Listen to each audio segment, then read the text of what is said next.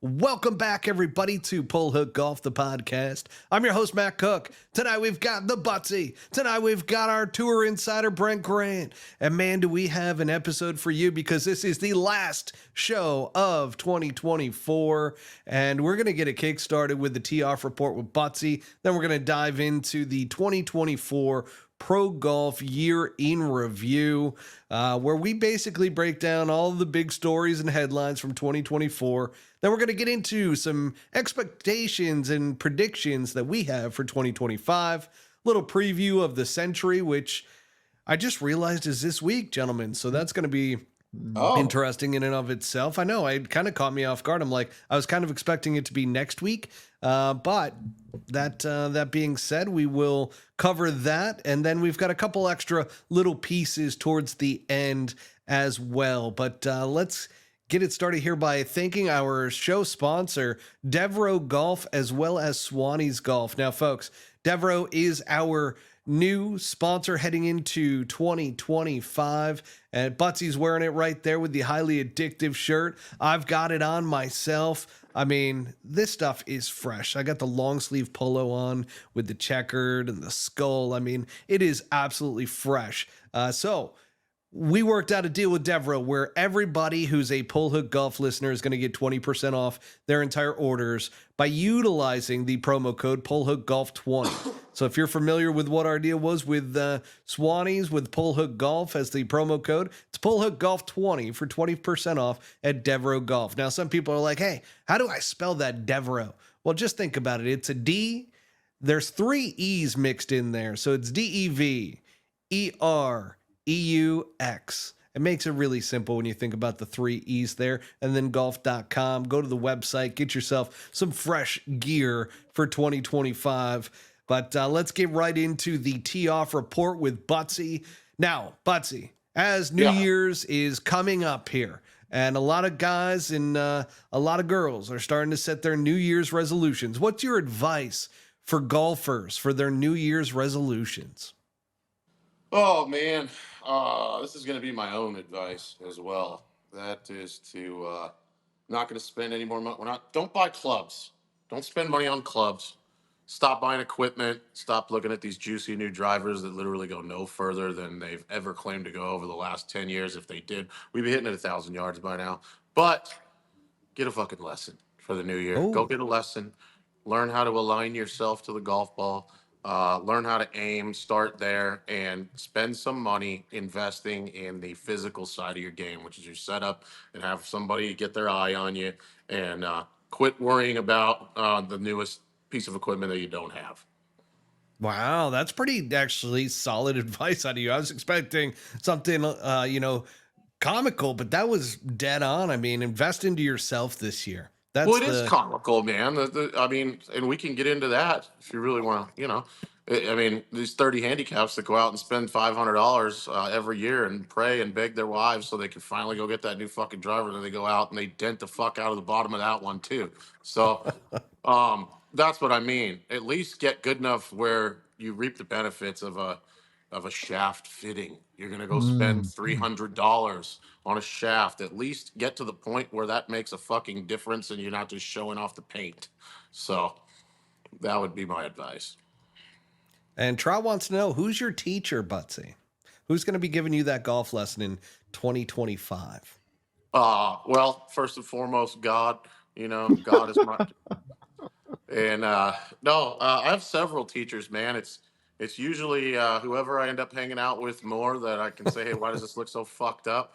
And what do you think? And they'll give me a tip, and then I'll go down a hallway with that for about 4 hours over the course of 6 months that I don't practice until I hang out with another buddy, and then he's my teacher. So, no, I'm going to lock in. I'm going to go see somebody. I'm going to put in the effort. I've committed to practicing for like at least 2 nights a week. And maybe play some afternoon golf that isn't just blacked out once a week on a Saturday. There you go. I got to tell you, it's solid advice, though. Invest into yourself, folks. Go get yourself a lesson. Go get yourself in the gym and get working out with a golf fitness trainer, because that's going to make a big difference as well. Or at least take a look at guys like Ando on Instagram, who I'll attach his Instagram and the podcast information. But if you go on and watch some of these Instagram videos that they do, they're basically giving you the blueprint as to what to do in the gym, which is pretty sweet. Yeah, I don't do any of that in the gym, but I'm not here for that. So, anyways, You're up there for the bulk. Get that pump on, baby. I just like lifting fucking heavy weights. That ain't gonna slow down. I like doing that. So till these joints give out and my backswing literally stops in my back pocket, I'm gonna keep doing it. It already does. Oh, shit. It already does. There you go, folks. I mean, there's no better advice than right there from Buttsy with the tee off report. Fantastic stuff there. Let's get right into the 2024 year in review, and just going to go over a couple of the biggest storylines from 2024. And gentlemen, let me know if I missed anything, and then we're going to talk about this for a little bit. We've got, first off, probably the biggest storyline. Scotty Scheffler wins 7 times. Wins the Masters, wins the Players, wins the FedEx Cup, and also won 4 of the Signature Series events. Then we've got Xander Schauffele, who won the PGA Championship and Open Championship, which he had finally broken through with the PGA Championship because he had that stigma that everybody was chiming in with. I mean, we were one of the many media outlets that were talking about how Xander Schauffele's really having a tough time closing out golf tournaments. And especially when the week prior was I appreciate that. We will get into a little bit of the PNC recap as well. I know that one is close to home for you. So we will talk about that. Certainly that's in our little and more section of this particular podcast. But that being said, going back to Xander Schauffele, he had lost the Wells Fargo the week prior to Rory McIlroy, in which he just kind of couldn't do anything on Sunday. And that was kind of a theme for him. And then all of a sudden broke through in a big way at the PGA Championship. And obviously then followed that up with his second major championship win of the year and of his career with the Open Championship. Then we got Bryson DeChambeau, who this one is interesting because not only does he win the U.S. Open, but the guy becomes an absolute YouTube celebrity star within the sport. I mean, it's pretty incredible. Sure. Yeah. What's that? A real breakout. It's an absolute breakout. Like, yeah, timing couldn't have been better. Yeah, and then, I mean, the transformation of his personality, too, from being hated amongst the general public to all of a sudden being loved, and everybody's like, oh, my God, I got to watch Bryson DeChambeau's hole-in-one over his house and all of that good stuff. The Break 50 series that he did. I mean, just a lot of good stuff that came out of Bryson DeChambeau this year. And then the last part was really around golf viewership, which was significantly down in 2024. I didn't even realize how much it was down. Across the board, it was down between 20 to 25% decrease in viewership amongst all of the tournaments. And here's the crazy thing. The Masters was down 20%. Then you got the Phoenix Open was down 35%. You've got the Arnold Palmer Invitational was down 30%, and the Players Championship was down 15%. So, I mean, when you look at that, some of the biggest tournaments of the year and the viewership is down that much, that is a pretty big hit in terms of professional golf and what's actually being watched out there. I think you said it right there, and I know we'll get into that, but in terms of professional golf, viewership was down, right? But I'd like to think golf as a whole being consumed was maybe up. All right. Yeah, I'm with you there. Now, guys, which one was the biggest storyline for you this year? So we'll start with you, Buttsy. All right, Xander breakthrough, getting off the camel's back, getting it done, and now probably not looking back anytime soon. Probably going to get a few more, and that's just going to be a normal thing that he does. Yeah, that was an interesting one because we got a lot of backlash over. We did a clip that was like, why is Xander Schauffele the number 2 betting odds for this week heading into there? And here's the thing. I love seeing the players break through. Like, I will never stop like providing that type of critique on somebody, even though he came through and broke through the very next week. That's awesome to see. Like somebody to take all the criticism or critiques and all of a sudden be able to pull through. I love that. Like I love it. I love to see guys do that. But Brent, what about you? What was your big storyline for 2024? I think it's a mix between the two, and it's kind of the top two that you mentioned with Scotty and Xander, and the common theme there is kind of the breakout amongst a bunch of critique. I mean, Scotty's putting was under critique, is still under critique, even though he's won, I think in all worldwide it was like 9 or 10 times, including a gold medal.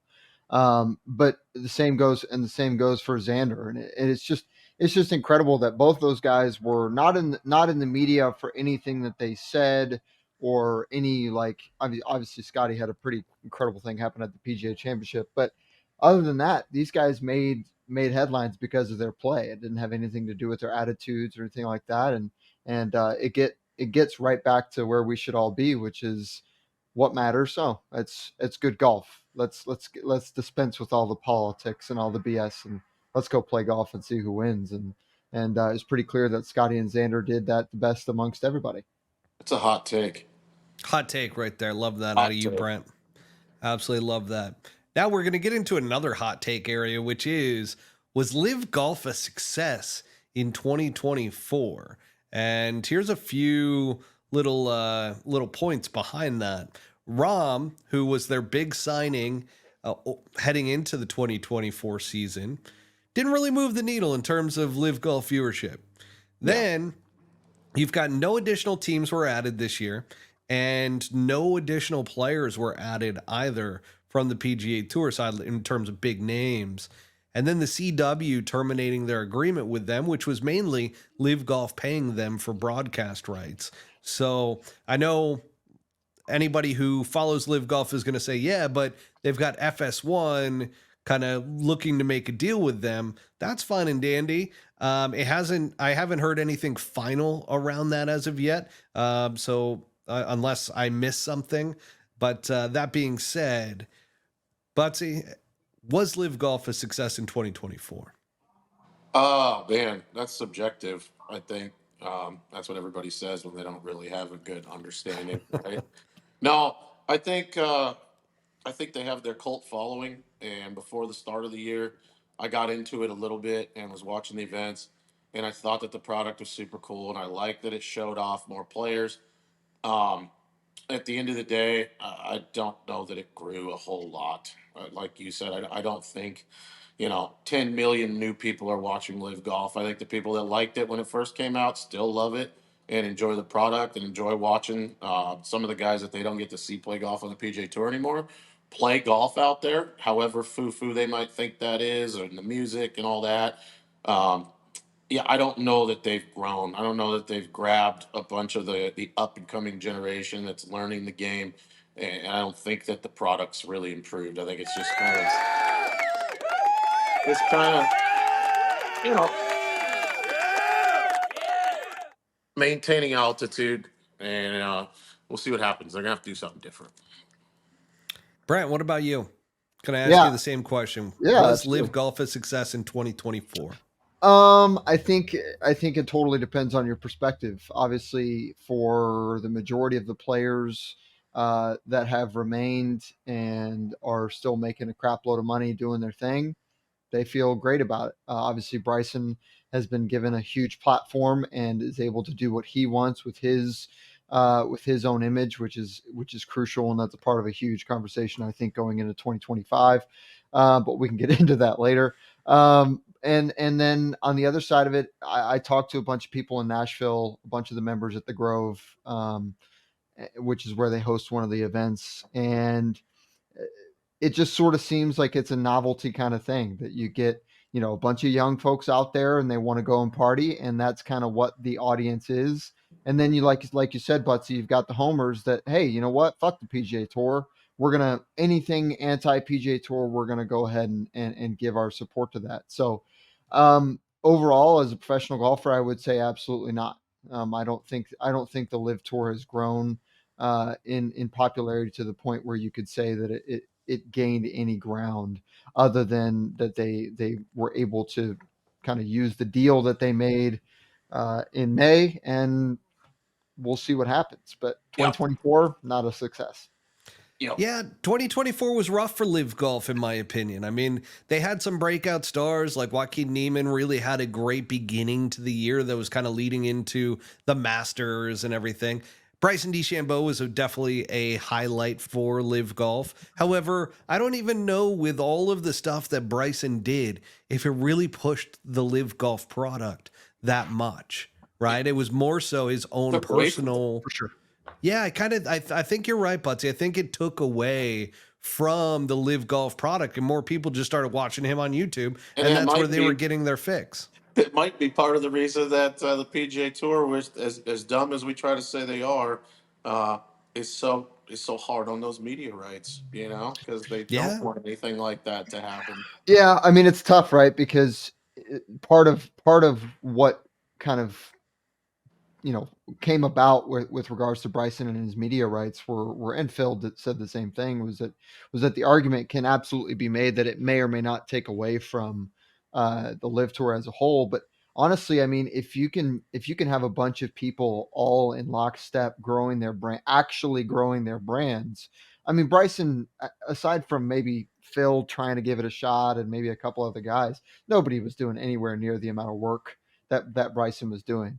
But that's what it takes, and that's something that unfortunately the PGA Tour is kind of stamped down on, because it does take a lot of work to grow somebody's brand, and they got 300 guys they're responsible for, 300 plus, and I mean, who the hell's got the time for that? So When you have a marketplace now, right, exactly, for yep, golf attention span, and there's a lot of other places to shop now than just the classic product that was the PGA Tour and yeah. everything under it Well, that got I, shown. I actually have a question for you guys. So we talked about that clip that of Bryson making that putt, and I think it was at Merido in Dallas, and obviously there were some things that were happening on the green there, but this was a 15-second clip that you had, a borderline Hall of Fame quarterback and one of the best players in the world, um, alongside each other doing what they were doing for 15 seconds, and I guarantee you that thing got more clicks than and more views than anything the PGA Tour has done.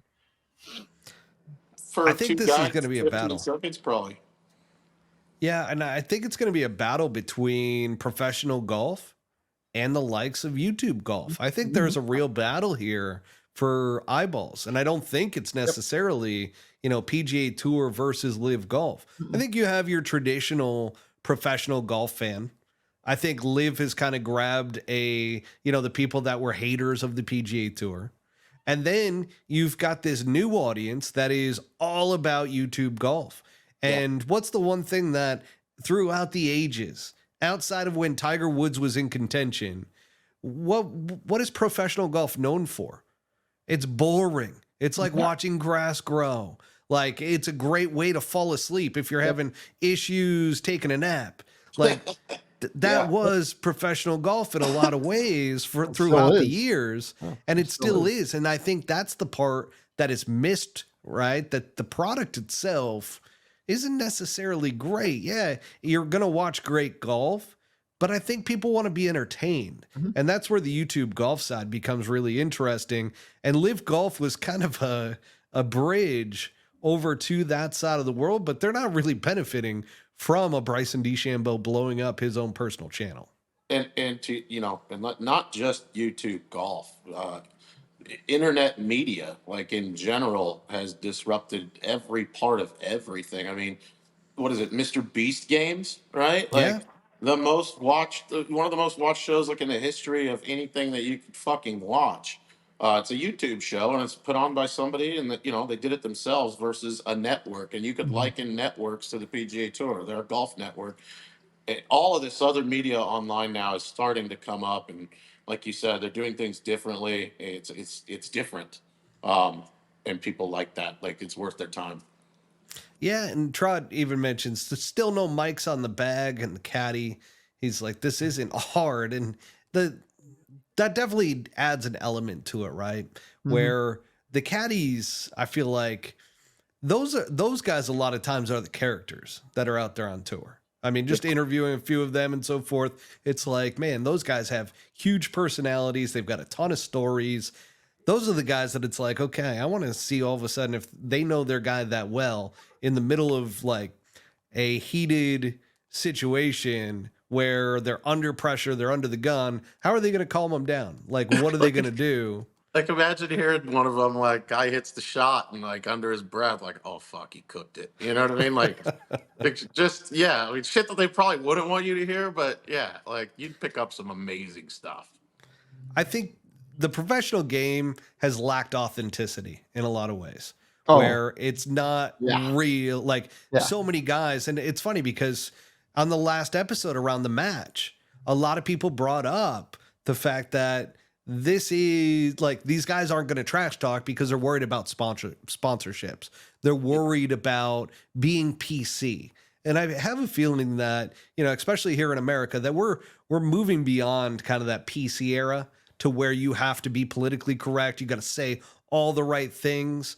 The audience wants authenticity. They want real interactions. They don't want the fake stuff anymore. They don't want the cookie cutter, oh, this is a gentleman's game and all this and that. They want the real stuff. And I'm speaking on behalf of obviously a lot of people when I say that. That being said, you know, putting mics on and having that type of audio, or even like, oh, think of that chick you banged last night. Like having a caddy say that to one of the golfers, you know, hopefully they're not married and that doesn't come out, but you know, that would be pretty funny and entertaining in that moment. It's relatable to the common man's experience on the golf course with his buddies, right? Like, the shit that comes out on the golf course is what comes out on the golf course, and it doesn't come out on the golf course on the PGA Tour. Yeah. No, you're absolutely right. But But and they're the other still thing, saying it. well, exactly right. I mean, think about how many stories we've heard about Jack or Arnie, and you know, Jack bends down. And what do you think about this one? And he goes, "Well, I think it goes left to right." And Jack goes, "No, the blonde over there with the skirt."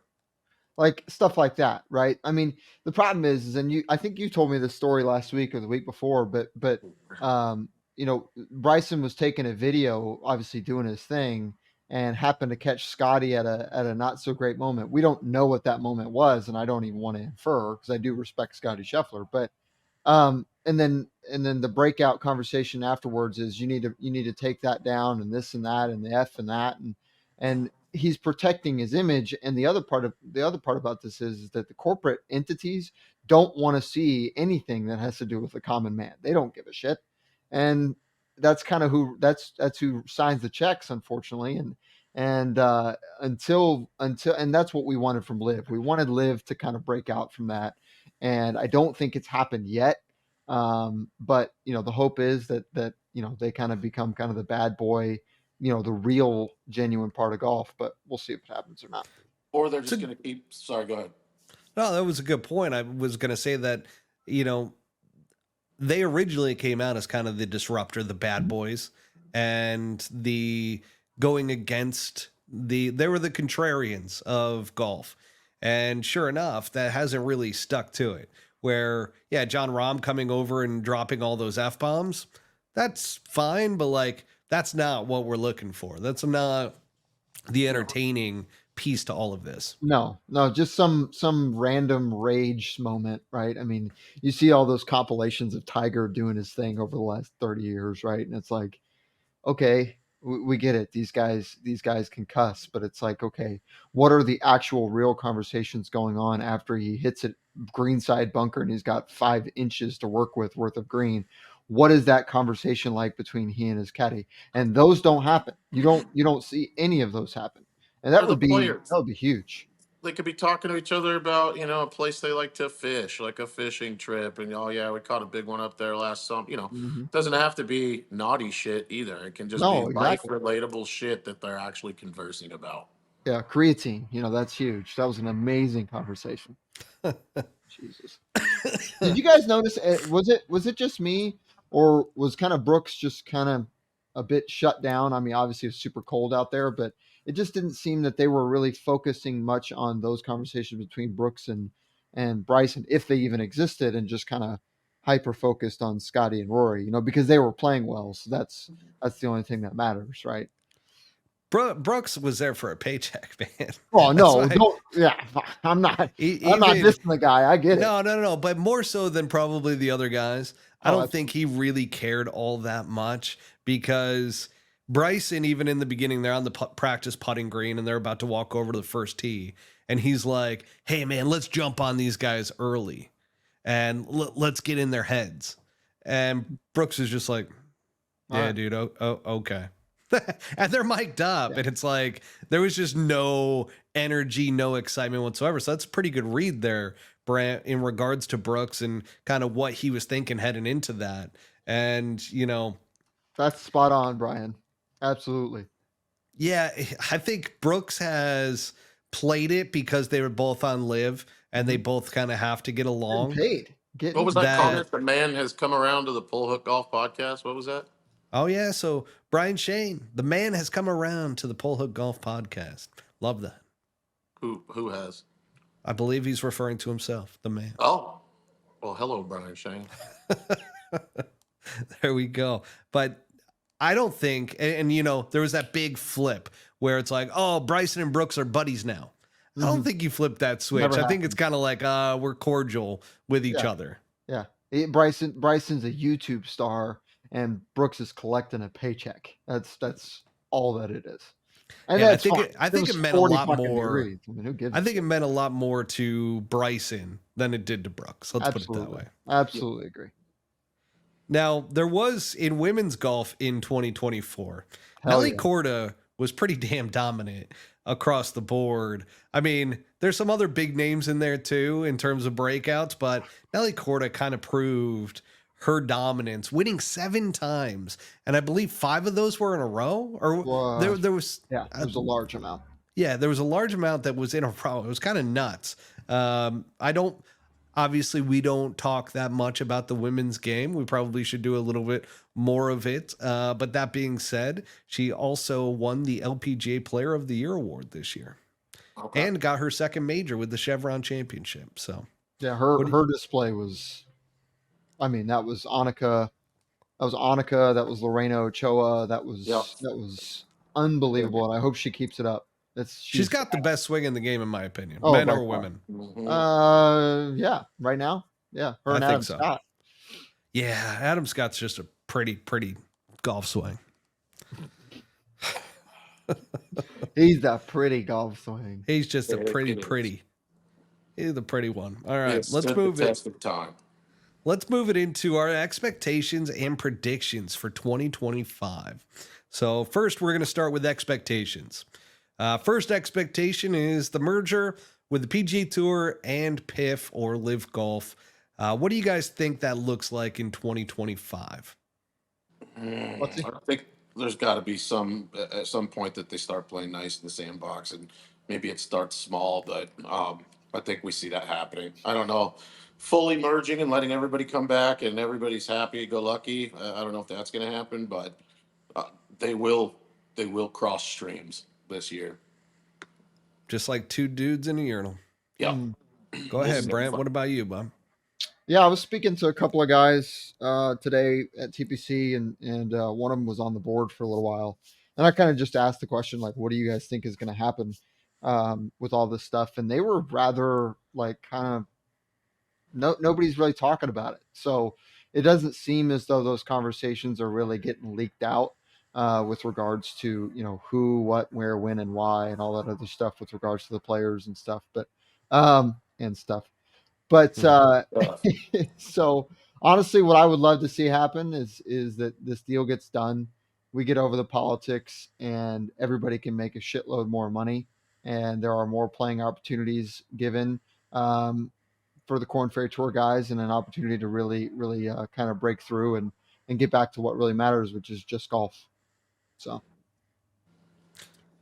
in a perfect world, let's have everybody come back together. Yeah. However, we've talked about it numerous times. I brought it up several times in regards to where the deal is at and so forth. And yes, it looks like there is an agreement in place. That's all of everything that I've heard come back to me is around the fact that the deal's done. It's basically at this point just making sure that neither group ends up being investigated by the by you know who.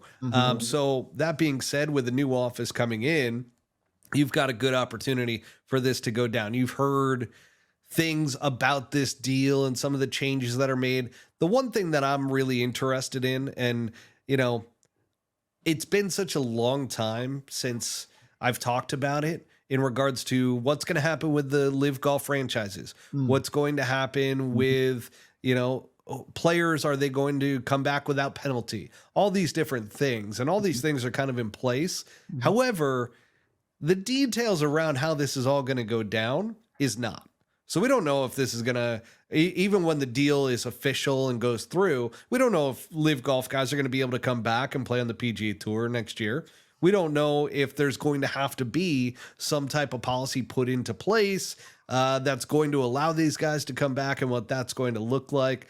I think we're going to get details in 2025. However, we're going to see the change in the game happen in 2026. And hopefully that's not too late. No, Like yeah.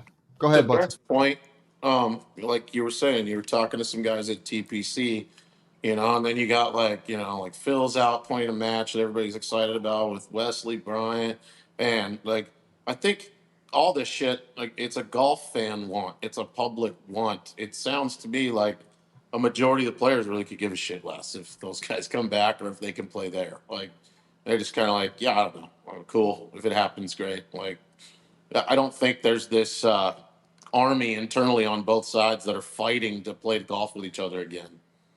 No, I absolutely agree with that. The guys, like I said, there were a few guys. The difficult part about this is nobody really has any patience anymore. The guy that was on the board, I asked him flat out. I said, are you even locked into this anymore? It was a year ago he was on the board, and it was like, dude, like all of this takes away from golf. All of it takes away from our ability to compete and play well and make money and take care of our families and all that stuff. And going back to my point about Xander and Scotty, and it kind of builds off exactly what you just said.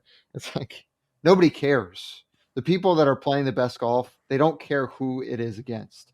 And this idea that, well, we just want to play, with the best product to put forth, and the only people that are talking about that are those that are on the board and Rory McIlroy.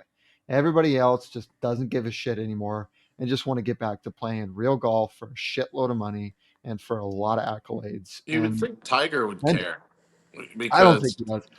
because of legacy, right? Like you don't want to be the last one to set the bar before it breaks apart and we no longer have the best product to represent, his records or Jack or those guys. Does that make sense? It does, it does, and one of the things that Jason Gore and he and I talked to literally that day that they dropped, that Tuesday that they dropped, in 2023 when they dropped the merger possibility, right? The kind of, the base deal that they were going to have a deal, and I said, who do you trust that's there? And he says, I trust Tiger above everybody because of that legacy point. The issue is 6 months later, I have the same conversation with him, and he just shakes his head. And the point is that Tiger doesn't give a shit about his legacy because his legacy is already set in stone. And if it means that he and his best buddies can go make a shitload of money and can play in a 30-man PGA Tour season with 15 events, that's what he cares about. He doesn't care about having the history or anything like that because they're already breaking that down. I mean, Well, it's ridiculous. the problem with that for me though is like now if there's going to continue to be two products forever, then there's never a chance for another guy to break out to come along and be Tiger. Not that there ever will, but let's just say that somebody's close. Uh, they'll never be able to sniff, his accolades because it just won't. It's not the same product anymore. It's not the same playing field. Does Scotty, I get a question to both you guys. Does Scotty's year stand up to any of the years that Tiger had where he dominated like that? No, not yet. I mean, no. It's just this is a math game, right? But if somebody else were to come out, let's just say 5 years, 10 years from now, and they start doing something, they're on track to even come close to what, just some phenom, right? Like, let's just say for shits and giggles, and they do come close to that, and they do play like that, and they do just beat the living shit out of these guys and win that many majors. even in a world where everybody's so tight and so good, if that ever happens, if that individual ever comes out and you got this being the Y in the road, that's gonna, it's not the same. Like, okay, that's pretty good, but you know, I was playing against these guys, and this is, yeah, Yeah. I don't So know. Scott, is Scotty's year, does it have an asterisk on it because of that? To some degree, I think, yeah, for sure. I mean, you got guys that would have been out there, that have and do and can still win out there, that would have been in the field, and by taking them out of the field, it's like NASCAR. Like, you take, you know, one of the best drivers out and say he's never racing again, but he used to be my number 2, number 3, number 4 opponent, and now I win everything. You're not. It's not the same. I absolutely agree, and that was always one of the amazing things about this idea that they're putting out the best product, right? That this is what the fans want to see, right? And immediately get response with exactly what we started the show with, which was on average the viewership is down 20 to 25% across the board, Yeah. and that's, by the way, that's not a small margin. I mean, that's a huge percentage, Yeah, and does that, I mean, my question, I guess, Matt, you guys are far more intelligent with this than I am, but as far as marketing is concerned, as far from a business standpoint, wouldn't that mean that the product is worth less if less people are viewing it? Correct. I yeah. just, if it's if it, I mean, I assume that it's pretty cut and dry. So saying that 2026 is going to somehow be this amazing thing, one of the things that one of the guys said today was that they're going to play 8-9 events and think it's the greatest thing ever, and then they realize that it's the same people every week doing the same stuff, and then all of a sudden you're a third of the way through the schedule with 30 more events to go, and nobody's showing up. And there's no What are we chance for doing? there's no breakout Monday qualifier. There's no No, chance for that to none, happen anymore. none. Patrick Reed disappears because Yeah. that's how he made it on the PGA Tour, right? Scotty Scheffler, by the way, who his own dad said if the Corn Ferry Tour didn't exist, you would never know who Scotty Scheffler was. Scotty Scheffler doesn't exist, right? I mean, it's to say the argument, well, the cream of the crop, always, it's just stop. Just enough. Go back to the way it was. It's supposed to be merit based. Play your ass off. Yes, I am playing in the Waste Management Monday. Actually playing in 3: Sony, Farmers, and then Waste Management. Waste Management will be my first time playing that one. Well, let's go. Buttsy will be on the bag. Oh, I will. I'm trained. Only because I don't know anything about that golf course. There you go. All right, let's move it into PGA Tour Studios. Ooh. Right. So, what changes do you expect in 2025? Now, they've launched their brand new studios. They put in millions of dollars into this facility, and they've got all their social media people now that are going to be a part of this, and like Paige Sporanic and Bob Does Sports, and Foreplay. So you're going to be seeing a lot more through social media because of those outlets and what they're doing there. And I think they've got them for a lot of collaborations. But what do you expect out of these new PGA Tour studios? We already seen like a massive amount increase in drone footage. I mean, my God, everything on Instagram is like just a wild, elaborate drone shot. They weren't doing that before, so somebody's doing something a little different, even out of the gate. But that's more of a joke than anything else. That's what I've seen so far. Lots of drones. A lot of drone footage. Oh, Which, my speaking goodness. of which, hang on. Trot Golfer brings up, did you guys see the new pro for Barstool? No, who is it? So it's this. They signed somebody? That they have this massive dude that probably is he puts you to shame, Buttsy, in terms of size. Like, this guy is maybe 2 times the size of you. Wow. Just massive being, and they call him Beef. So That's yeah, not original. There's already a golfer named Beef. I know. What are we doing? Come on, guys. Get original. I haven't seen his social media stuff, so I can't comment on it. Is this Riggs? Is this No, Dave, apparently this is Dave Portnoy who signed him up. Whoa! So, I thought he and was brought out him of the on ball. to Foreplay. So they have their own podcasts. Barstool does for golf is Foreplay. Foreplay. Okay. That's foreplay. Now, a lot of people are kind of tired of foreplay in a lot of ways, but now they've got the tie-in with the PGA Tour, which they had previously as well. They're bringing in this golf Beef. professional beef, and Is it that guy that I sent you a few months ago, Buttsy? Could be. I'm not familiar. I have no idea what Matt's talking If I about. saw him, I know I would. you guys will have to look into this. It's it's a typical move, I feel like, because you just look at this guy and you kind of laugh and you're like, okay. So he's going to be a lovable fella because of his size, I believe. And that's Classic kind of the appeal. guy. It is a classic barstool guy. So we'll just leave it at that. But going back to the PGA Tour Studios and everything that's going to be changing. I mean, Brent, you were kind of on the side that you don't feel like anything's going to change. No, and they were talking to us about this, 3, 4, 5 years ago about how they were putting all this money into building these buildings, and we were all a little lost as far as how they came up with, tens and tens of millions of dollars to build this, and how they're going to bring all the footage under one roof, and that means that it'll be more organized. And they were trying to spin it as to how that would benefit us, in which they were obviously failures at doing. But all in all, they've had, a pretty big part in how golf is viewed over the last ever. So nothing about their track record tells me that anything's going to be positive. So I'm not hoping because I don't give a shit, but at the same time, I want to see these fucking idiots go out there and they get their little mics and they got their little deal, and they interview golfers, and they interview somebody like a Brooks or somebody like that is totally nonchalant and will just tell you to your face, and you get some idiot off a Barstool or Foreplay, whatever the fuck, and the guy looks at him and goes, "You've never played a competitive round of golf in your life. Get the fuck away from me. Like you're just a distraction." So But they won't be able to say that.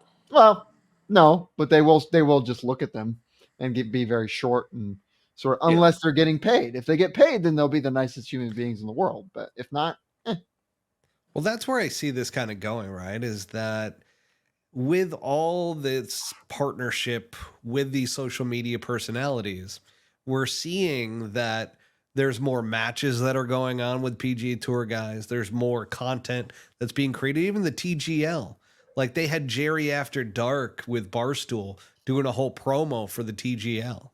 So it's like they're putting in money in. This could be different, and it could actually be in a lot of ways. I mention this from time to time. I know you like to shoot this one down, Brent, but I kind of see this as the SSG kind of push around the media side for other major sports as to how to get big within your sport by utilizing other media outlets and social media influencers and so forth. Hockey's done it a lot with Spit and Chicklets, which is the hockey Barstool podcast. Bro, we said it a couple weeks ago. It's the modern day Shell's Wonderful World of Golf. It's turning into that. Yeah. Listen, I saw the video. It was the first time I had seen anything since the dome crash. And what my former agent is now their head of players relations there, and we had a pretty long talk about it. Listen, I'm hopeful that those guys get blown up. I think that it's going to be any sort of replacement for anything. No, I think it may or may not fill a gap that's there. But SSG is absolutely doing what they've done in other sports, and I totally agree that they're investing as much as they can in growing a product that they have a lot of investment in. And hey, you know what? I mean, how many millions are being wasted into the TGL? Any guess? Wasted? So this is actually our next topic for expectations. What are our expectations for the TGL, which begins on January 7th? So I think it looks awesome. You've come around big time. Yes. No, it looks amazing. It looks incredible. It's going to be something that I want to watch when I'm hanging out at night, and the time frame and the spot that it'll fill. I mean, having primetime golf and I think they're On going a to make it Monday. exciting, and On a it's Monday. super cool. That 5-story screen, and it's super accurate, and actually hitting real short game shots, and watching guys be able to kind of hole out flop shots and shit, like, and actually make putts. Like, it's going to be exciting. Their first one is next Tuesday, actually. Oh, it was a Yeah, Tuesday. we gotta have a watch party. I feel like it. I mean, shoot, Yeah, could be fun. yeah. Yeah, the expectation is that they fulfill all of this investment, and it doesn't end up like the Las Vegas Sphere and loses a shitload of money every year. But I mean, who knows? I just don't see. I don't see how. We don't have any base. We don't have any data at all. Well, we're going to get it here shortly with ESPN. 1 week. I mean, Yeah, 1 not week. only ESPN, though, Sky Sports is also signed up now. So the biggest UK outlet, and then you got really the biggest US outlet with ESPN. I mean, so you got the platforms. You're going to have, hopefully, the viewership that's going to be there. There's a shitload of money behind it for sure. There's no doubt about that. Yeah. There's a ton.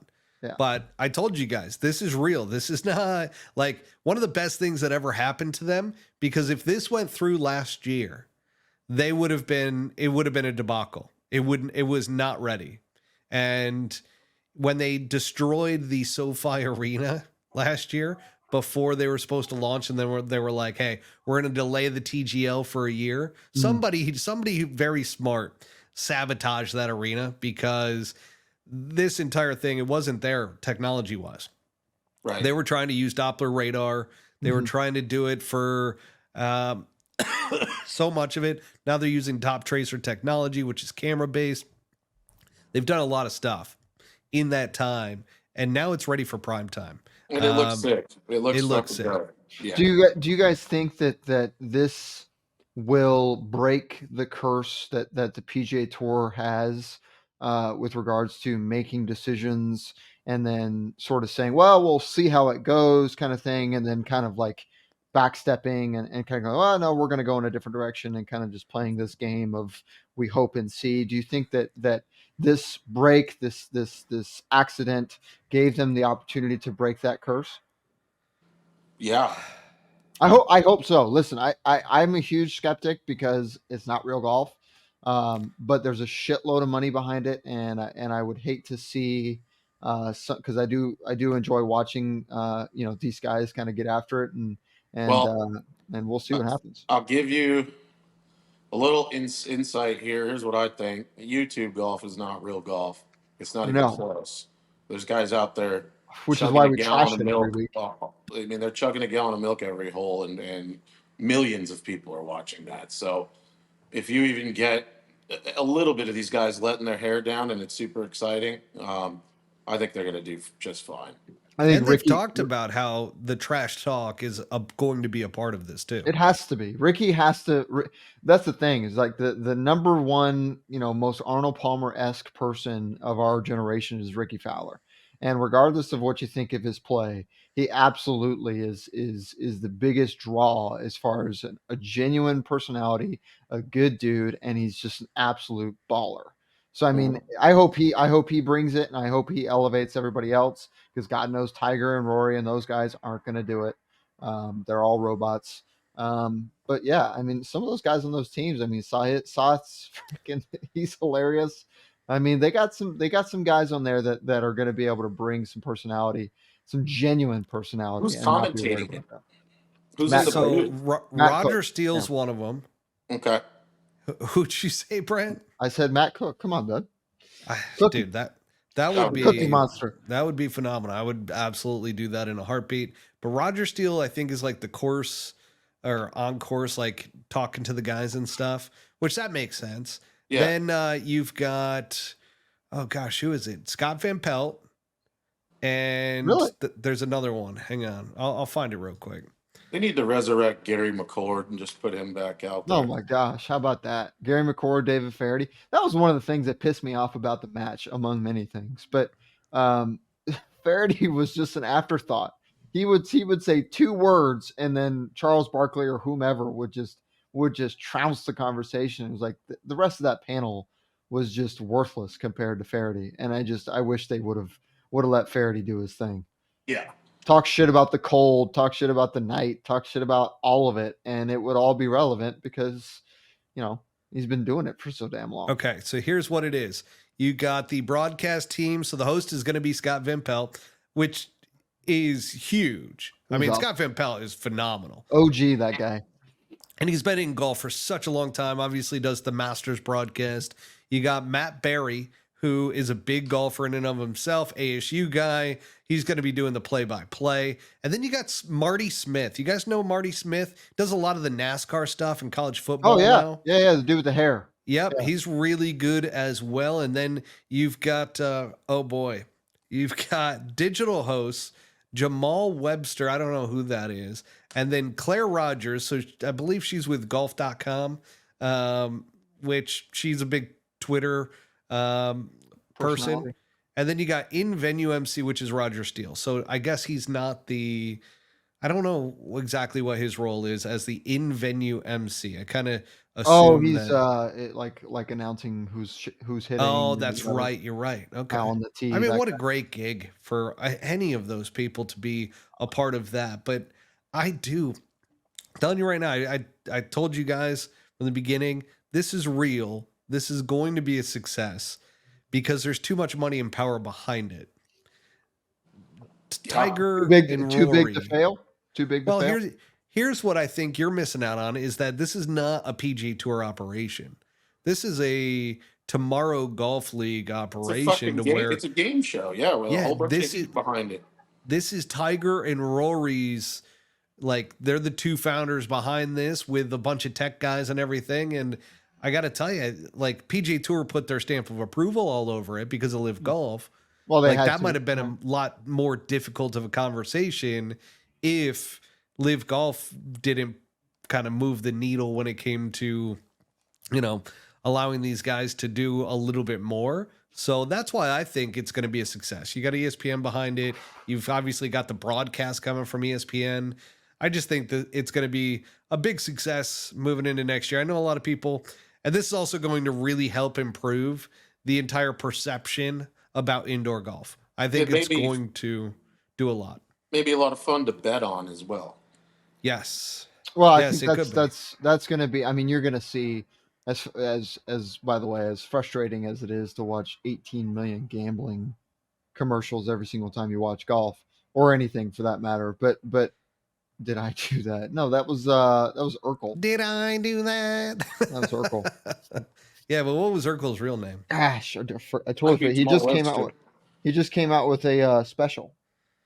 Man, I totally forgot his name. But I don't know, guys. I mean, a Bedford Tiger and Perkins fans. I heard they're allowing anchoring too. So Bernard Longer is going to come in and beat everybody's ass.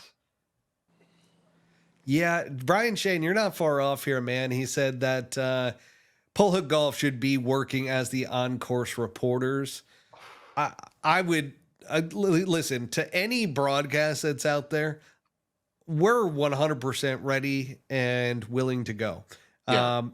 Brent over here is still playing, so he might be out for that. But Buttsy and I, unless Buttsy doesn't want to do it, but I got a feeling that Buttsy and I being out there as your two course reporters, that could be dangerous stuff.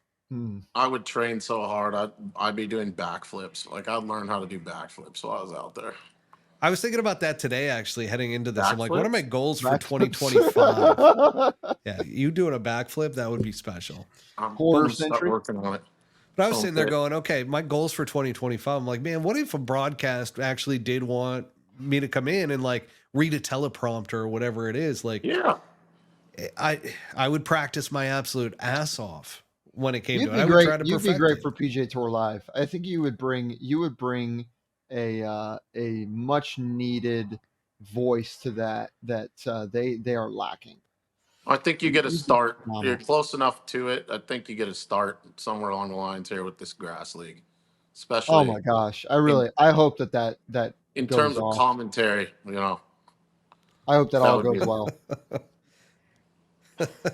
So this was actually a question, and as we're going through our expectations for 2025, Buttsy, if I can go back to this, our audience member Trot Golfer He wants, did Buttsy spill his grass league news to the world? Oh, I No. forgot to tell us. You did mention you were going to say that on tonight's show. God, I can't really. There's no details, but Oh, now there's no details. Oh, You're so no. full of shit. I will say that the tee off report and the desire to get out there and hit some balls a couple nights a week. I was told to start practicing, so we'll see. There you go. There you go. All But right, no deets beyond that. No deets beyond that. I like what Brian just said. Can you bring that up? Brent's first question to a tour player, A, would be, so do you really give a shit? Do you even care about anything that's going on here? No? All right, moving on. Next, that would be his first question. Absolutely. That would be priceless. Here, you can't hit that shot. Give me that club. Okay. Moving into predictions, okay, for 2025. We're going to do a little rapid fire here. So just state what you think it is. And I'm going to start off all of these with you, Buttsy, and then it's going to be followed by Brent. So, Buttsy, who do you think is going to be the most dominant player in 2025? Scotty Scheffler wins 10 times and maybe 2 majors. Brent, what about you? Tough not to say Scotty, but I'm gonna be on the lookout for Xander here. I think he's got some unfinished business. Love that you said that. I'm gonna go Rory McIlroy. I'm gonna go against the trend here and go. Why is that? Why? I don't know, man. I think no, not you, Buttsy. I got Brent over here doing sexual gestures to a man. To an invisible man. I mean, that guy's got way too much fucking shit going on. There's no way. He'll be able to win when he's comfortable, but I'm just saying, I think he's going to have a hell of a year. I wish him all the best. He had a lot of shit go on in 2024, if you recall. He was better wearing FootJoy before Nike put him on steroids. Like, it just, yeah. Neither of you like that one. Who's going to be the breakout player in 2025, Buttsy? Who's the Hamilton? Is that his name? The young kid played with Tiger. He's a thicker dude. Played with Tiger. Hair. Yeah, he played with Tiger and fuck, dude, I forget his name. He's thick and he fucking murders it. Young guy. He's got a mullet pretty much. What's his fucking name? Jake? Maybe. You talking about Knapp? No, he's not talking about Knapp. Oh, you're talking about Neil Shipley. Oh, Shipley, the kid that played for Ohio State? Yeah. Yeah. I think it's Neil. I screwed this up one time. It's Shipley for sure. Yeah. Yeah. I mean, he's fucking phenomenal. He won the U.S. Amateur. You can't take that away from him. He's incredible. But yeah. Oh, breakout players. You know what? I think that Clanton kid just absolutely steps on the gas. I really like that, and I was between him and Nick Dunlap, and I'm just going to go Nick Dunlap on this one. I think Nick Dunlap, after his season, he's settled in now, and he's going to get used to the golf courses. I think that is one of the most overlooked aspects to a golfer coming on to the PGA Tour is that these guys are seeing the golf course usually for the first time, and once they get to see it a couple times, they get real comfortable out there, don't they, Brent? Oh, absolutely. I mean, there were times where, I mean, like, for example, Torrey, I'll give it the best example, went out the year before, Monday qualified and came back on the PGA Tour the next year. And I was leading through, I think it was like 27 holes or something like that, and played well. So, I mean, that's a perfect example. And for Nick, I mean, the only question about Dunlap is does he get too comfortable and does he get lazy? And that can happen when you get a lot of success pretty early. So I wish him all the best, but I don't know how these kids handle it, man. I mean, that is so much thrust on those guys so early, and hopefully they don't have a dip like a Jordan Spieth or something like that. But they keep rising, and we'll see. I mean, he's incredible. Absolutely. Yeah, both are. I mean, Luke Clanton too is just absolutely phenomenal. And I wholeheartedly agree with you. Those were the two that were in my mind as the two potential breakouts in 2025. So I'd be on the lookout. I'd be on the lookout for the guy, Tor Bjornsson. I think his last name is Michael, Yeah. who's a PGA Tour U Lefty. #1. Is he lefty? No. No. No. But I'm thinking of somebody else, but I know who you're talking about now. yeah, I mean, so he was PGA Tour #1. He gets in every single event. He's ahead of all the DP World. He's ahead of all the. Can I stop you Tour real guys. quick? I really hope he doesn't because I cannot say his last name to save my life. Tor Bjornsson. Tor Bjornsson. Yep. That's it? Yep. You sure? 100%. Tor Bjornsson. Tor. Yep. Oh, I can't look at. I can't. If I see his last name written down, there's no chance I'm going to get that. Let me just bring it up so I don't talk. Tor Bjornsson. Tor Bjornsson. Bjornsson. So Michael Tor Bjornsson. Bjornsson. So you ever try to just go pee when you're sitting on an absolute tree and try to like work around that? Tor Bjornsson happens to me every morning. That should be your New Year resolution right there. Learn his name. No. Just have great BMs every day like Buttsy. He's just a picture of health. But anyway, right. I'd be on the lookout for that kid. Okay. All right. Let's keep this moving with Buttsy. With who's your Masters winner this year? Ooh, shit. Does Bryson get it done? Fuck. Man, that'd be this crazy. is going to sound so stupid, but I think Brooks. Really? It's a solid pick. Brent, what about you? Shit. You know what? I think Scotty three-peats. He absolutely three-peats. Damn. The place is built for him. I mean, he's an artist.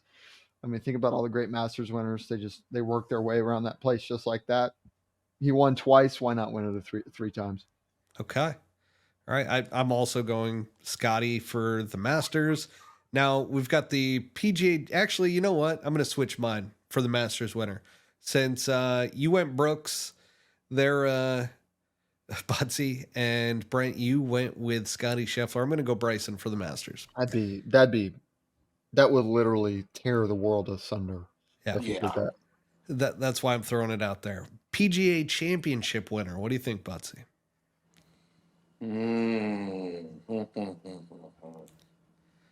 That might be one of the other. I really think Scotty's going to win 2 majors. I don't think he's going to win the Masters again, but I think, PGA. PGA. Okay. Look out for Wyndham. Wyndham. Okay. Yep. And I've got stole Matt's boyfriend. Hey, listen, PGA Championship. I am going with Justin Thomas. Woo! Hot pick. Where's it at? No idea. Cool. If it's at Quail, shouldn't matter. If it's at Quail Hollow, it's either Rory or Justin. So there you go. I actually think it is at Quail Hollow. Then Rory McIlroy wins again. I know. Which I said he's going to be the most dominant player in 2025, and yet I have not picked him for any of the majors yet. But there's 2 more to go. So we got the U.S. Open winner. Shit, where's that at? U.S. Open this year. Oakmont. At Oakmont. Bryson. Is it? Okay. Yep. Bryson wins again. Ooh, that was where Dustin won. If it's at Oakmont. I think Dustin's done, unfortunately, but Never know. You think Bryson wins that one? Yeah. Yeah, it's a putter score, so it would be so tough to bet against Bryson. Best putter in the world, especially with a mop that he puts down before every putt. So yeah, I think old BD gets it done. So I think U.S. Open this year, Rory gets his revenge. Rory McIlroy, winner. Okay, now and Trot Golfer just confirmed that Quail Hollow is going to be the PGA Championship, so that's why I got myself Mr. Justin Thomas. Rory wins that one. Which here's the thing: I would love to say that Rory wins that one. Oh, but Wyndham won Wells Fargo, so you know what? I'm he did. sticking with my boy. Wyndham wins that. It's absolutely solid. I think Buttsy, actually all 3 of us have really good options there. Now let's get to the Open Championship. Where's the Open Championship this year? Isn't it it's not at Bethpage. No, the Open Championship. Oh, I think it's at St. Andrews. Is it back at St. Andrews? It might be at St. Andrews. Trot, if you could look that up for us. 12 times. I don't think he's got the chops to win 12 times, but the Oh. Open Championship, hang on, let's see if I can. I'm going Tiger. Solid pick. Love that for you. He won't be playing. If he's even close to healthy. He's not even playing. Oh, He's playing. So Royal Portrush. That would be tough to vote against Rory there. Rory might have one of those unbelievable seasons, and I mean he needs it because. Or Shane Lowry. Ooh, Tommy Fleetwood that finally too. get it done? Does Tommy Fleetwood get it done? But I am going with Rory McIlroy yet again. Those are in my opinion, Rory's going to get revenge at the U.S. Open, and then he's finally going to break through at the Open Championship.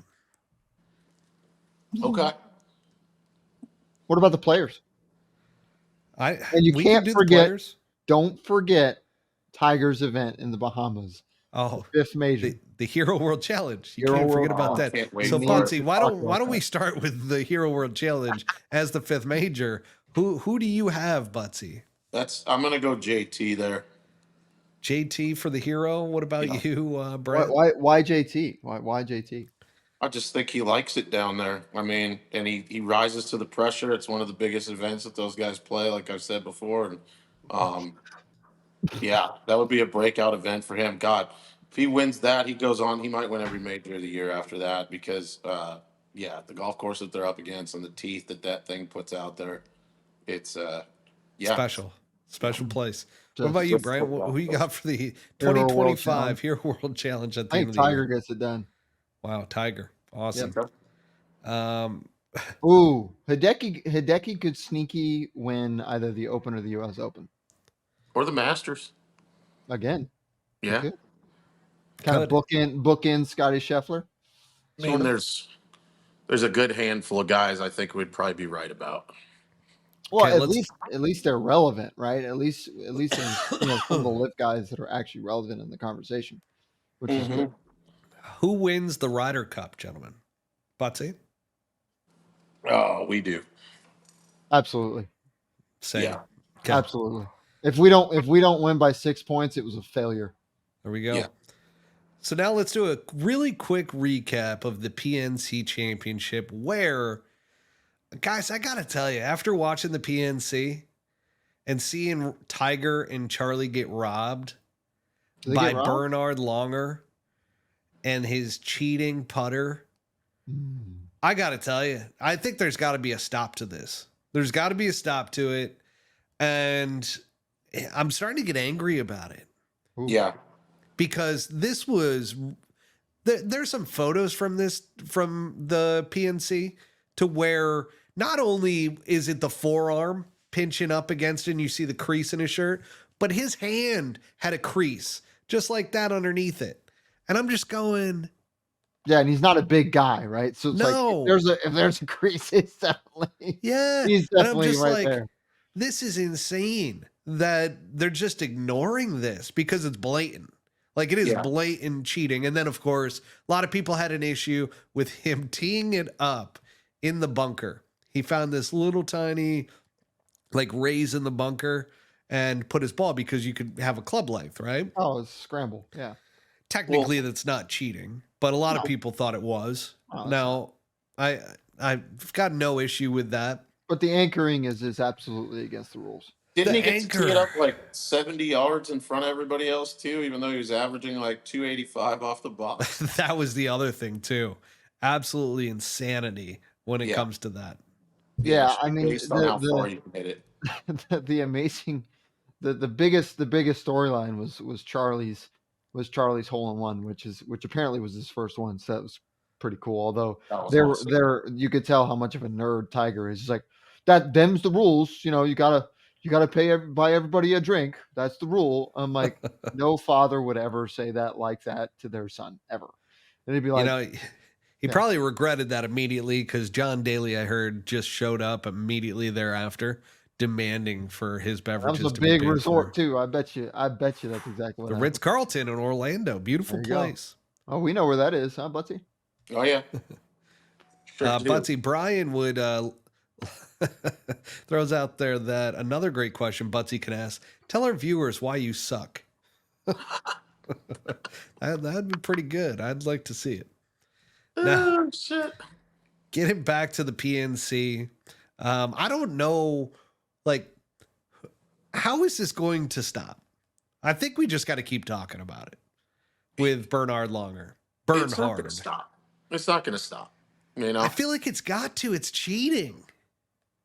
But even Tiger, like in regards to their play, he almost seemed sheepish in his commentary. Like he was being a little facetious. So I don't know, what can you say, man? The guy, they made everything. Like he made everything out there. The way he was rolling it, wow. Like almost like he's like, I don't want to say he was hinting at it, but like, all right, dude, you're cheating. Yeah, who makes that call? Is it the official at the golf tournament? Does he have to call it on himself? Like, it's bad, man. And it's bad for the game. Yeah. I don't think anybody's going to call them on it. If they were, they would have done it already. They're not going to, because then they got to go back and strip everything. I really hope that it stops. I'm just going to be like, I think he's retiring soon. Like, it's almost over. We can't go back now.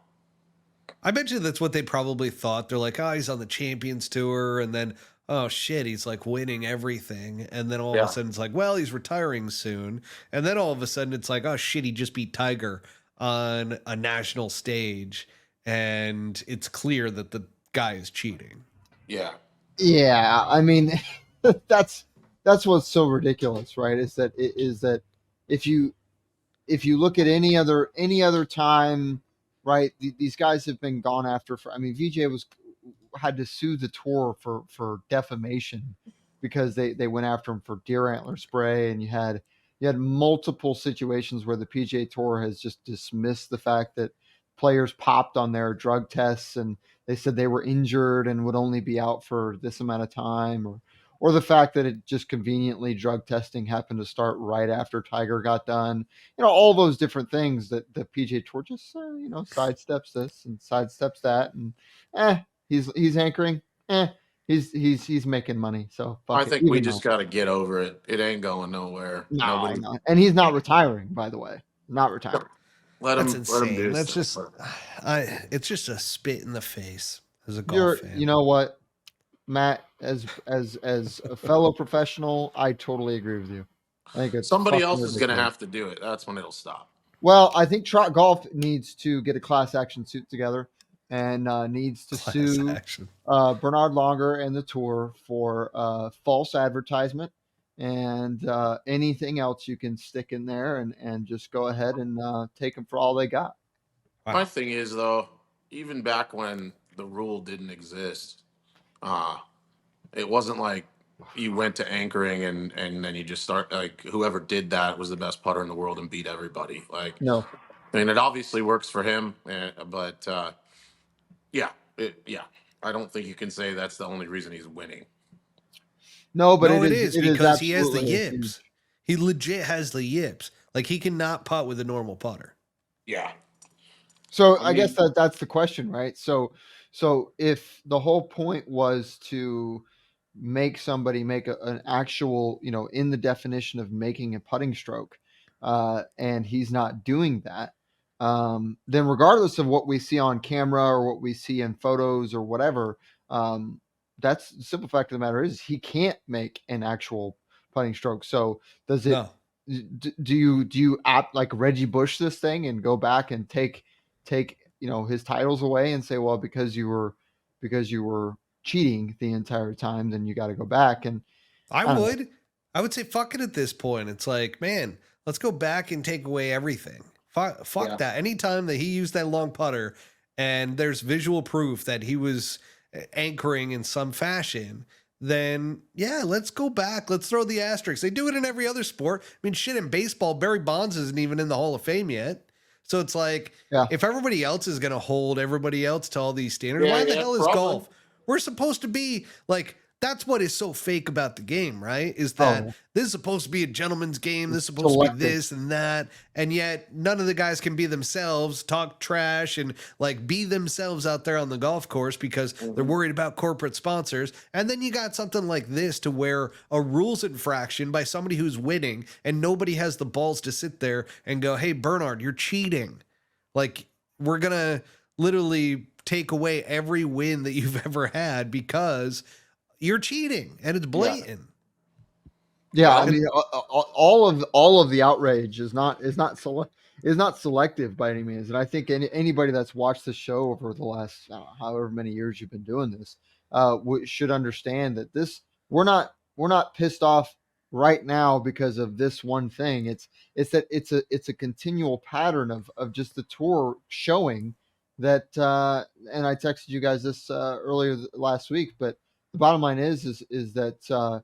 They don't give a shit. They don't care, and they're going to make the decisions that they feel is best for them and their sponsors and their people, and fuck the common man. And that's where I want there to be like 2025. I want it to be the year of authenticity, especially with pro golf, that it needs to become real or else it's going to go away. Like the viewership is going to continue to decrease, in my opinion. I don't think we're going up. Oh, it's not it's you can say it as a fact, and you can have multiple data points to back it up. To say that somehow this year, 2024 and 2023 were somehow kind of an outlier is a ridiculous thing. It's not an outlier. It's part of a trend that has been happening for quite some time.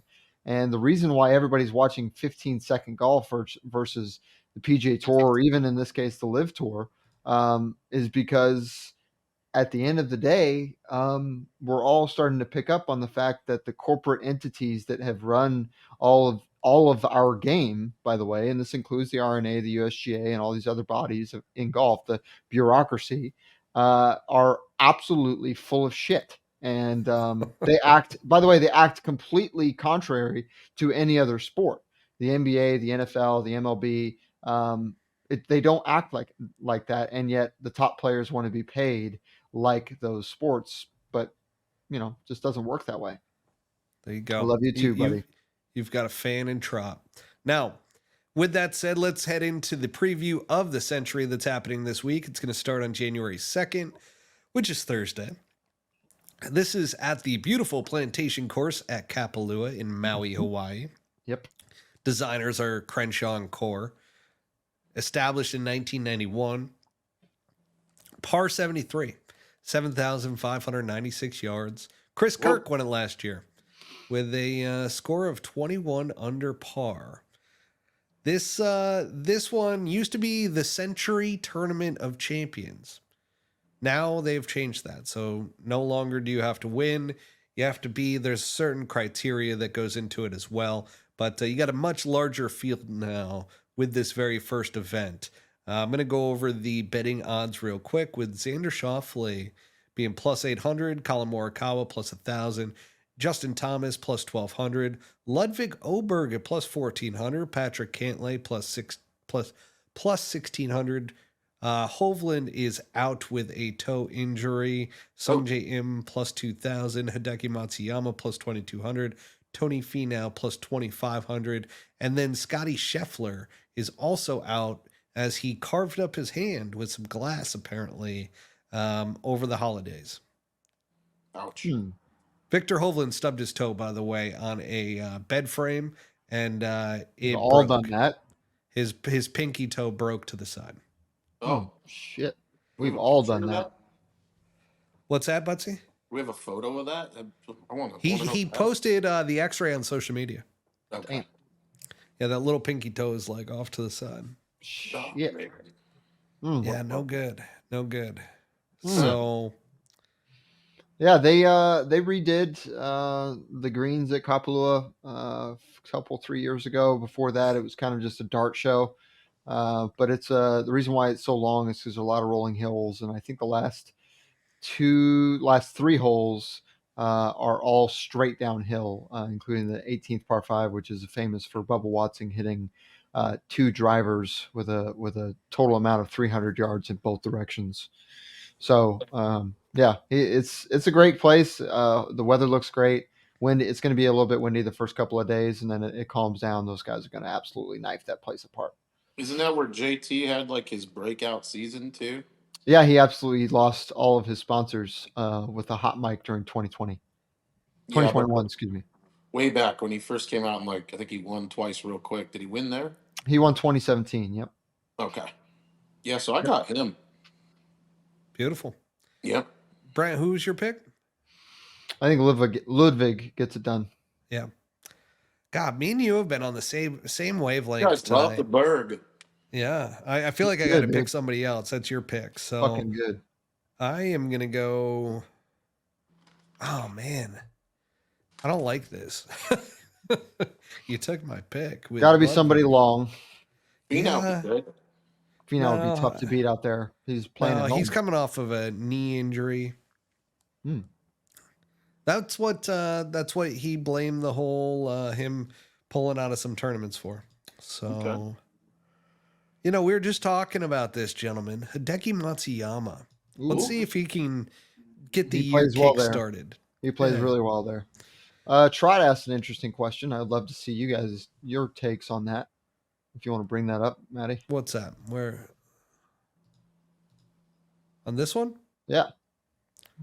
Brian, what's your take on how to play mud balls? What do you guys think? I think it depends on. I mean, Tiger addressed this way back. What side of the ball the mud's on, right? Correct. It flies to the opposite side. Yeah, the weight's and then if the mud comes off, you got to worry about that. But the spin is obviously going to be reduced.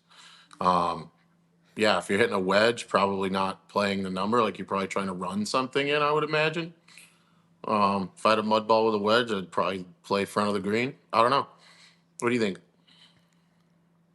Yeah, Matt, I actually totally agree. I mean, it's mud left, ball right, mud right, ball left. But it also depends on the mud consistency, how much is on it. I always found that if it's that kind of red clayish or any sort of clay, just good luck, and you've got absolutely no idea where that ball is going. But if it's that real soft stuff that you see, kind of in the southeast, like in some of the Florida courses that you see, it'll come off, but it will shoot the golf ball in those directions generally. If it's on the front, you're going to see a dive, and then it's an absolute crapshoot if it's between the ball and the face. Yeah. Yep. 100. The Brian says Hideki's going to live. PGC, which I believe is referring to Pro Golf Critic on Twitter, who's an absolute hack, and his buddies said so snark. So yeah, these guys are just absolute morons. So that's like the pot calling the kettle black. Wait, we're only a little bit moronic, not absolute morons. I gotta tell you, I think I don't know. We're doing great. Maybe I'm off, but I feel like we actually know what the hell we're talking about. Well, we do, but it's just one of those things where it's funny because we talk about YouTube golf and I am so disconnected. But the amazing part about that is there are so many so-called podcasts that talk the way they talk, and yet it's either you're so far ridiculous that you're trying to get clicks, or you fall in line. Well, that's his guy. This guy is one of those because he's got a Twitter handle, and he literally just loves himself, live golf, and that's it. And he claims to I don't know. The guy's just a freaking idiot to me. Get him on the pod. Staunch on it just to be that way on purpose. Yeah, it's like the baiting of or clickbait, and it's always that type of style with his account, and it's just obnoxious. Yeah. Yeah. So it's like if Buttsy was actually serious about what he was saying, it'd be like that. Yeah. Yeah. Exactly. But it's like the Hero World Challenge being the 5th major. But if he was serious, I'm actually dead serious. Yeah, he's dead serious with that. Now, let's go to pro golf in 2025. What are you most looking forward to? Buttsy? I don't want to say this. The Nothing. not the, well, not necessarily the merger. I mean, that would be kind of neat from a golf fan's Oh, perspective. yeah. Mhm. But I I do can't like the believe it. fact that we're going to have other products.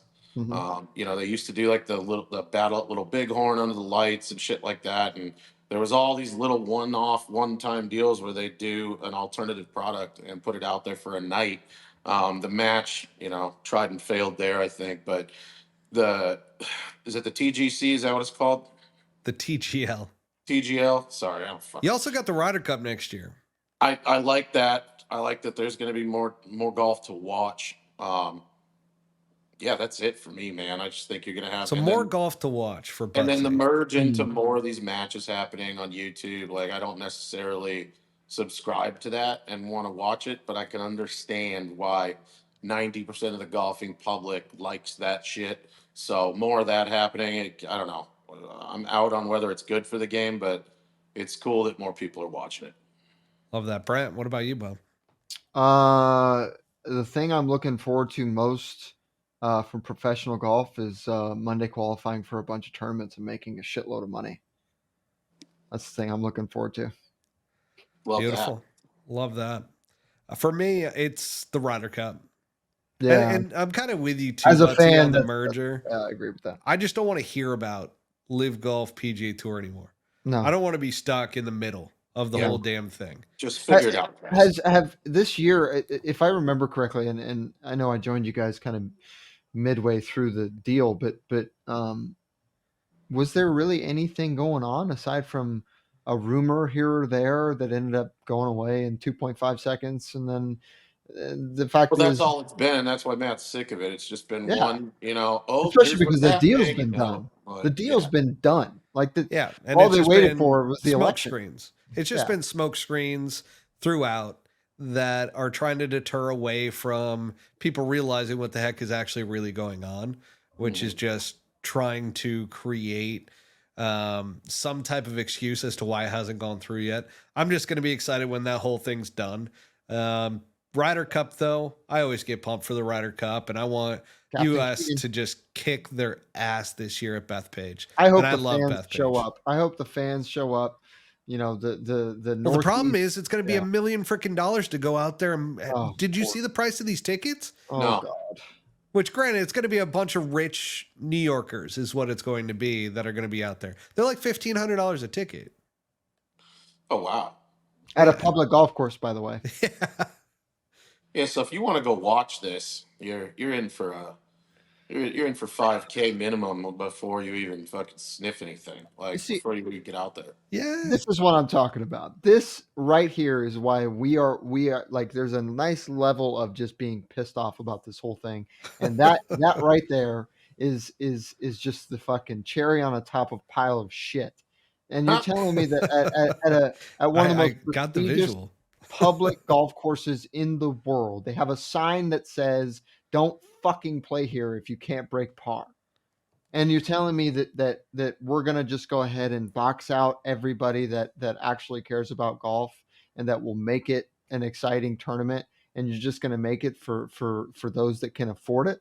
Well, I That's suppose the it's been that way opposite of for what just it's about about. every Ryder Cup, though, right? Like, Yeah, but this place is different. This Keegan's not a fucking, yeah, he's a homegrown kid, but it's supposed to be about the groundswell of the American public being behind this tournament to fucking get these guys to pull their head out of their ass and go play some fucking golf. Not how much they're paying for fucking tickets, which I is mean, a they would travesty. be the whole Ryder Cup selection, too. I'm going to be really interested in to see if he actually picks Bryson and Brooks, which are perfect fits for that golf course. You got to be a bomber. You have to be a bomber at Bethpage. That's the bottom line. So And they can play, correct? Because it's a PGA. It's Don't so know it's yet. a PGA of America thing, which the PGA of America has let them into the PGA Championship. So I assume all picks are on the table. I mean, we haven't gotten only a one straight guy. answer. I Only one don't guy think is we've going to had be it worth it. confirmed.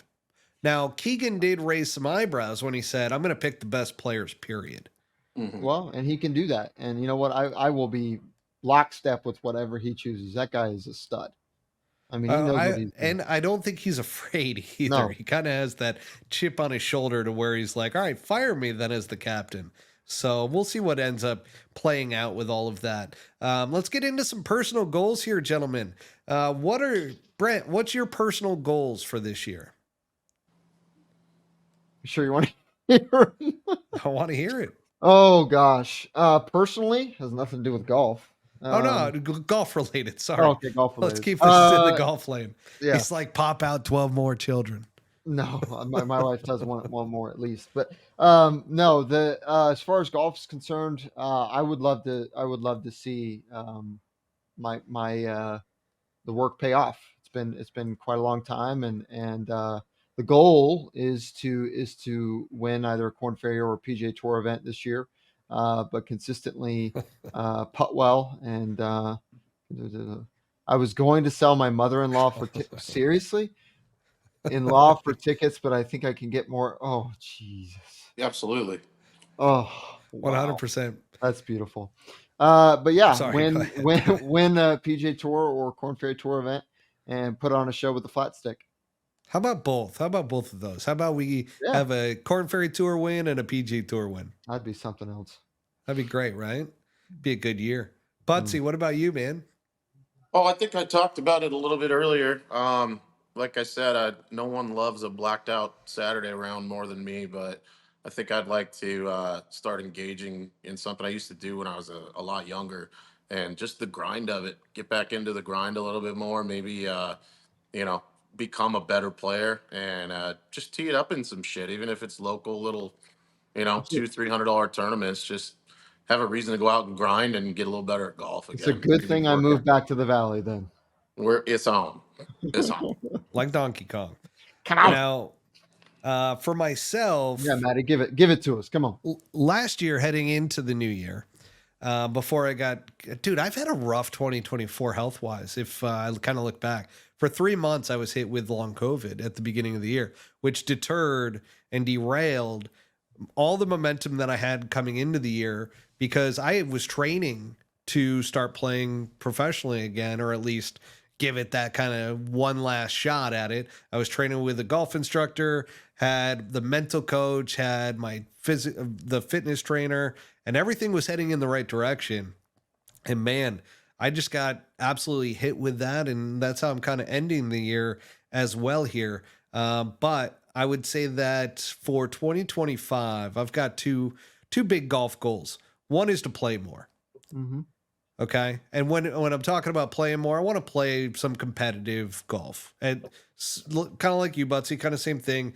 Doesn't have to be like I'm going play Monday qualifiers, anything like that. I want to play some competitive golf and get my golf game back. And then the second part to it is I want to do a broadcast at some point. Yeah. A golf broadcast, and hopefully that opportunity presents itself. But that's my other goal for 2025 golf wise. So one, start playing some more golf competitively, and then two, do a golf broadcast at some point. Now, our podcast goals for 2025. I was just going to say, curious, we need to touch on that, because it'd be nice to see this thing, you do a little moonshot. Yeah. So our podcast goals for 2025, number one, you always want to increase listenership year over year. This year we made some big jumps. We basically went from about right around roughly 10,000 listeners to over 30,000 this year. So Average. That being said, I would love to see that number be at least 60,000 by the end of next year. And I mean, the big, hairy, aggressive goal is to get over 100,000 listeners on a weekly basis for the Pole Hook Golf Podcast. The second thing, and I'll be perfectly, let me go back to that real quick. How do we accomplish that? By creating great content for our audience. So the one thing that I request from our audience moving forward is more engagement. Let us know what you want us to be talking about, what you liked about episodes. Help us get there in terms of the content that you want to see, because you're very much a part of this show along with us. Mm-hmm. Now, with that, we're going to be perfectly straightforward and say that we also want to increase the money around the show. We want to increase our sponsorships and partnerships. We've made a big move with Devro Golf and looking for some more. We do have some more sponsors coming in the beginning of 2025. So that's exciting, but we really want to increase those revenue numbers around it as a whole. And then that ultimately, we had some delays around this last piece, which this was a big goal at the end of last year that we thought we were going to be able to launch it. We've had some issues around it just due to, I'm not going to. It is what it is. I'm not going to go into detail around it, but we got screwed over a bit. But it's the launch of our YouTube golf channel where we have matches. And that's something that we're hoping to get launched at some point this year. The delay has, I don't know if it's been a good thing. There's got to be a silver lining there somewhere. But I will say that launching of the YouTube golf channel will be a priority for the podcast. Well, the silver lining is that we learned how to go out and do it and quickly, and very capture quickly. the footage and get the audio right, and how to play along so that the audience knows what's going on, hold a hole, all that shit. And we do have a backlog of footage that's probably fucking amazing. We just need to get somebody to edit it. Oh God, sounds like we're gonna have an off camera conversation. If by the way, if any audience members know a rising star video editor, let us know. We are looking to interview for this role. It's going to be a big role moving into this year or into 2025. So, and it's going to be big around the YouTube golf content with us playing golf. So that is a big piece of this whole ordeal. Any final comments? Brent, you mentioned something, but I do want to bring up Brian here. He says, if Brent wins this season, I dare him to say during his post-round presser, yeah, I don't really give a shit. Oh, God. Done. All right. Brent already do it. has a reputation. We do not need to exacerbate this entire rep. But I don't care. Yeah. Well. What do you think about this guy from Barstool? I have no fucking clue. What about this guy named Beef? Wasn't that done before? I'm pretty sure Brian Johnston already did that. This dude from England. Boys, this is horrible Okay. timing. Parting comments here. Like I said, I'm sitting on an absolute 10-point buck right now. So, Why are you hard? no, I mean like turd. I gotta get in there. Oh, yeah. I was getting really weirded out here for a second.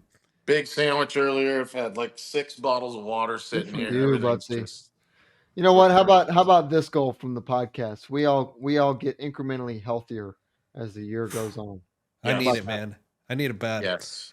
I'm gonna put that one on the I didn't top even of the think list. about the first 3 months of this year felt like a different year. I didn't realize it was the same freaking year. I've been sick a lot this year. And my wife kept telling me that. I'm like, I don't really think I have been. And then sure enough, just talking with you guys, I'm like, oh shit. Yeah. I was down and out for the first We 3 got to months. get you in the sauna, bro. We'll That's get you like some the- blood work done, some vitamins, some AG1 or some shit, you know. Yeah, there you get in go. that sauna. Yeah. All right. Well, we do want to give a special thanks to our sponsor, Devro Golf. Utilize promo code PullHookGolf20 at checkout for 20% off at Devro Golf. That is 3 E's in there, folks. So it's DEVEREUX golf.com. And until next time.